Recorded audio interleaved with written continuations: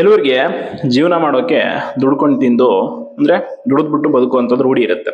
ಇನ್ನು ಕೆಲವರಿಗೆ ಕಿತ್ಕೊಂಡು ತಿನ್ನೋದು ಇನ್ನೊಬ್ಬರದು, ಇನ್ನು ಕೆಲವರು ಬೇಡ್ಕೊಂಡು ತಿನ್ನೋದು. ಈ ರೀತಿ ಒಬ್ಬೊಬ್ಬರು ಒಂದೊಂದು ರೀತಿ ಜೀವನ ಮಾಡ್ತಿರ್ತಾರೆ. ಆದರೆ ಈ KPSC ಇರುವಂತ ಭ್ರಷ್ಟರು ಯಾವ ರೀತಿ ಜೀವನ ಮಾಡ್ತಾ ಇದ್ದಾರೆ ಅಂತಂದ್ರೆ ಅದನ್ನ ಹೇಳೋಕ್ಕೂ ಕೂಡ ಆಗಲ್ಲ ಪದಗಳಲ್ಲಿ, ಅಂತ ಒಂದು ಕೆಟ್ಟ ಪ್ರವೃತ್ತಿಯ ಜೀವನವನ್ನು ಮಾಡ್ತಾ ಇದ್ದಾರೆ. ಅದೆಷ್ಟೋ ಜನ ಲಕ್ಷಾಂತರ ಅಭ್ಯರ್ಥಿಗಳ ಕನಸನ್ನ ಕಂಡು KS ಅಧಿಕಾರಿ ಆಗ್ಬೇಕು, ಇನ್ನೇನೋ ಆಗ್ಬೇಕಂತ ಹೇಳಿ ಕಷ್ಟಪಟ್ಟು ಪರೀಕ್ಷೆಯನ್ನ ಬರೆದು ಆಯ್ಕೆ ಆಗುವಂಥದ್ದಲ್ಲಿ ಈಗ ಆಲ್ರೆಡಿ ಮುಖ್ಯ ಪರೀಕ್ಷೆಯಲ್ಲಿ ಏನು ಮಾಡ್ಬೇಕು ಮಾಡಿದ್ದಾರೆ.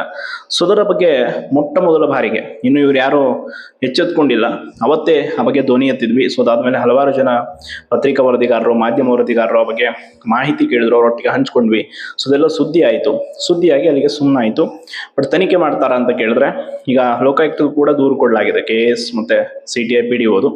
ಬಟ್ ಆದರೆ ಅವರು ತನಿಖೆ ಮಾಡ್ತಾರ ಅನ್ನುವಂಥದ್ದು ಈಗ ಕಾದು ನೋಡಬೇಕು. ಆ್ಯಂಡ್ ಇನ್ನೊಂದು, ನಾವು ಕೂಡ ಅಷ್ಟೇ, ತುಂಬಾ ಜನ ನನಗೆ ನಿನ್ನೆಯಿಂದ ಕೂಡ ಹೇಳ್ತಾ ಇದ್ರು, ನೀವು ಮಾಧ್ಯಮಗಳಿಗೆ ಕೊಡಿ ಕೆಲವೊಂದಿಷ್ಟು ಸಾಕ್ಷಿಗಳನ್ನೆಲ್ಲ ಅಂತ.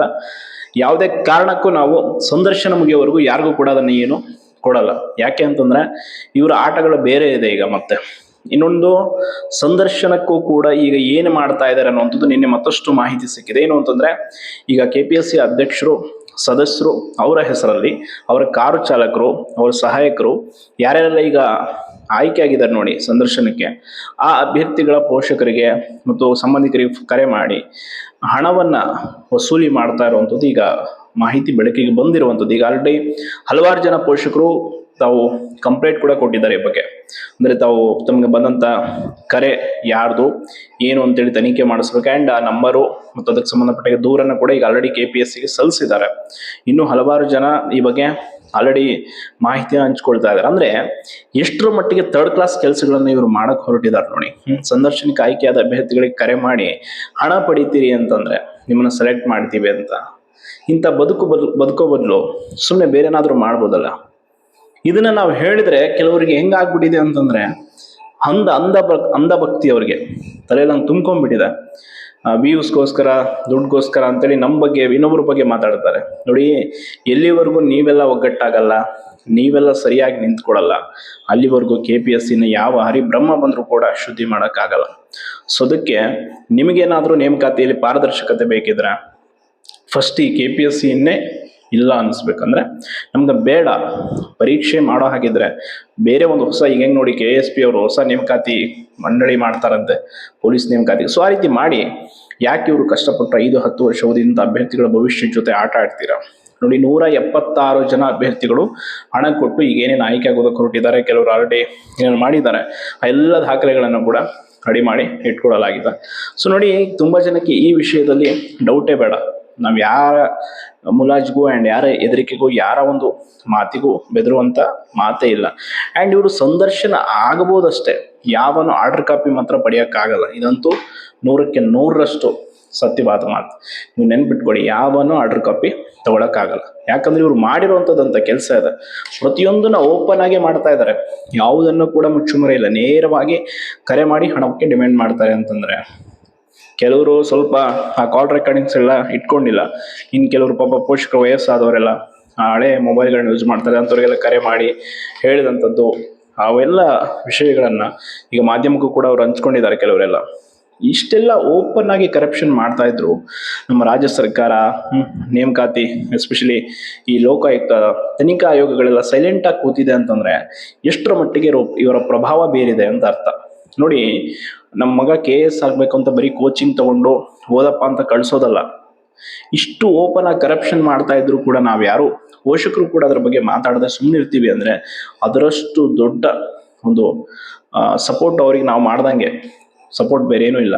ನಾವೆಷ್ಟು ಶಾಂತವಾಗಿ ಸುಮ್ಮನೆ ಕೂತ್ಕೊಳ್ತೀವಿ, ನಾವೇ ಅವರಿಗೆ ಇಂಡೈರೆಕ್ಟ್ ಆಗಿ ಬೆಂಬಲ ಕೊಟ್ಟಂಗೆ ಮಾಡಿ ನೀವು ಅಂತೇಳಿ ಇಷ್ಟು ಓಪನ್ ಆಗಿ ನೇರವಾಗಿ ತಮಗೆ ಹೆಂಗೆ ಬೇಕೋ ಹಂಗೆ ಕರಪ್ಷನ್ ಮಾಡಿಕೊಂಡು ರೆಕ್ರೂಟ್ಮೆಂಟ್ ಮುಗಿಸ್ತಾರೆ ಅಂತಂದ್ರೆ ಏನಕ್ಕೆ ಬೇಕು ಹೇಳಿ. 384 ಪೋಸ್ಟಲ್ಲಿ 170-180 ಪೋಸ್ಟ್ಗಳನ್ನ ಇವರು ಈ ರೀತಿ ಮಾರ್ಕೊಂಡ್ಬಿಟ್ರೆ ನೀನು ಉಳಿದ ಅಭ್ಯರ್ಥಿಗಳ ಪಾಡೇನು?